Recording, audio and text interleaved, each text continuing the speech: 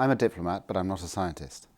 For me, the key role of diplomats is bringing peoples together, helping understanding between countries and solving problems.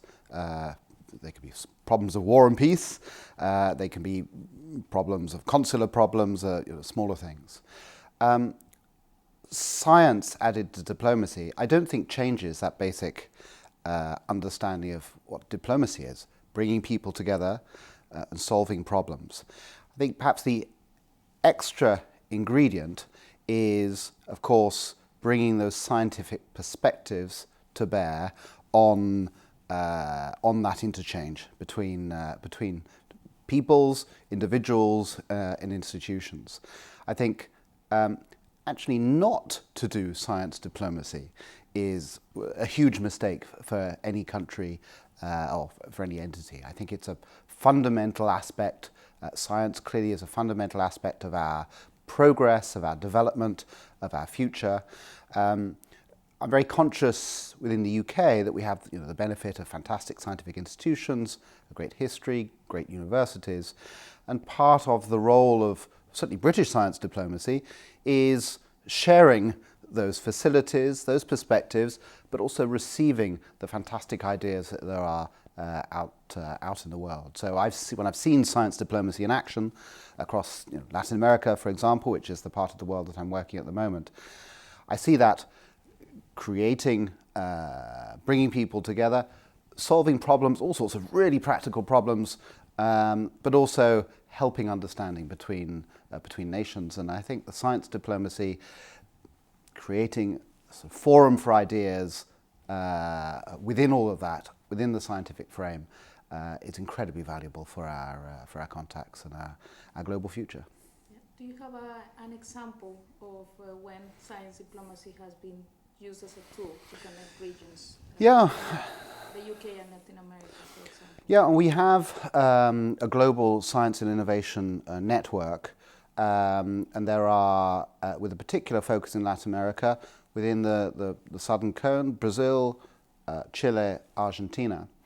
And that science innovation network, it works very closely with institutions like universities, like the British Council. I remember an extraordinary innovation conference held by the British Council in Santiago in Chile, but also uses tools like the British Newton Fund, which is a fund that in a sense supports precisely these links and backs new ideas, innovation, scientific entrepreneurship, if you like, but a key component of that is it must be between at least two different countries coming from different peoples. Now, the Newton Fund has been around for a number of years, but I was really impressed to see some of the recent prize winners for a Newton Prize that comes underneath the fund for really practical but exciting programs that could only have happened on the basis of science diplomacy, or the basis of the Science Innovation Network finding ways to bring scientists together. So, for example, one of the prizes, a number of prizes are given in Latin America. One that I recall is in Colombia. How to use it? What do people know when they know about Colombia? They know about coffee, and it's about using coffee waste in energy solutions in Colombia. Clearly applicable globally in this society, consumer society we have.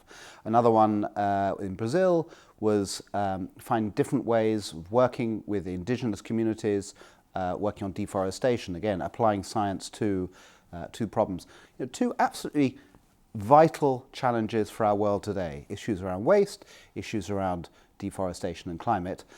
Here is science diplomacy through the Newton Fund, through our Science Innovation Network, bringing scientists and experts together, coming up with solutions which are very specific to certain countries, but globally applicable. I think those are really good examples of science diplomacy in action. Yeah. Has the understanding of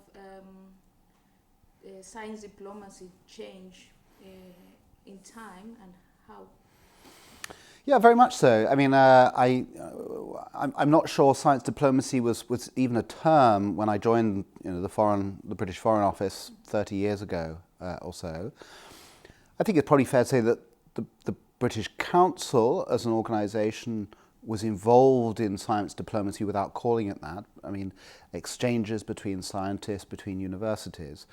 But I think we've seen an absolute step change over the last 15 years or so, probably, as scientific networks which have always existed and diplomatic networks which have always existed, realization from both that actually they can use the other and the skills of the other to create something bigger and more exciting.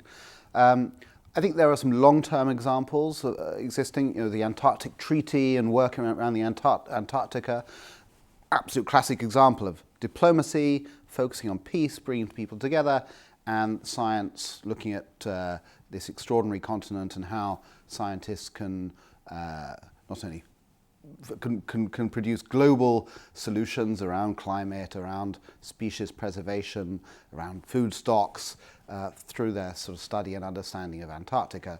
But I think that we've seen a real step change over the last few years. Our Science Innovation Network now has over 100 members right across the world. This is a relatively recent phenomenon, but it's here to stay. It's not going anywhere.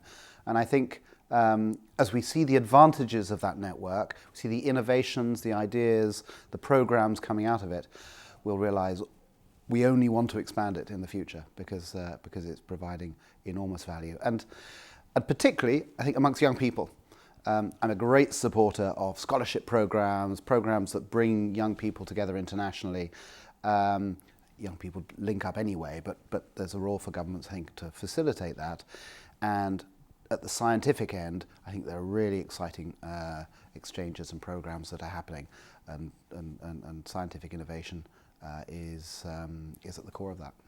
And how do you see shaping horizons in relation to this and how science diplomacy is happening? Yeah, what I love about Shaping Horizons, I think, is first of all it's sort of by young people for young people. I mean, there's a bit of money that governments are able to support and provide, but it's absolutely driven by the sense of entrepreneurship, innovation, and ideas of the young people involved themselves.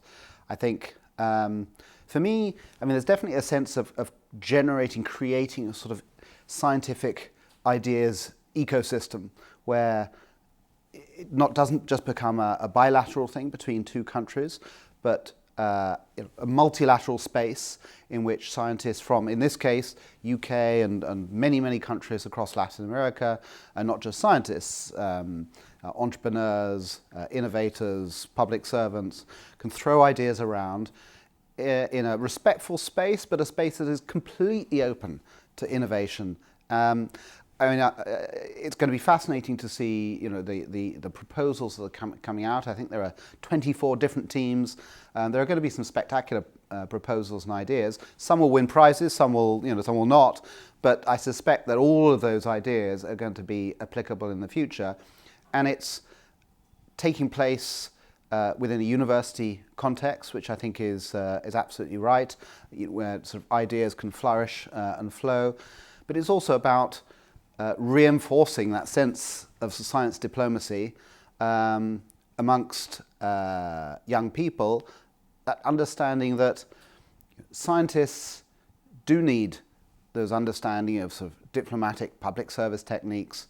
Public servants do need to understand scientists and how they can contribute and how to apply their ideas in the public space. I think Shaping Horizons provides all of that with that extra exciting sort of ideas factory ferment that I think the sort of bringing the teams together and producing the projects are going to produce. Yeah. Any advice for the young leaders? Gosh. The week ahead? Well, I think have fun. Throw ideas around. Use the opportunity, the work. It's a wonderful opportunity to be together. Of course, in this wonderful digital world, we can all do stuff virtually, but actually being able to sit down, throw ideas over a cup of coffee or something stronger is the best way still of exchanging ideas. And keep those contacts. Get to know as many people here as taking part, and keep those contacts in the future. Our world remains multi-connected. When people go back to their homes and colleges in the UK or in Costa Rica or in Brazil or in Colombia, I hope going back with that sense of, yeah, there's this fantastic world out there. I have my connections and I'm going to take those forward into the future. It's all about looking forward to the future and hopefully creating solutions for our societies, making our world a better place. That's at the heart of it all, and enjoy it too. Thank you. My pleasure. Great pleasure to be here.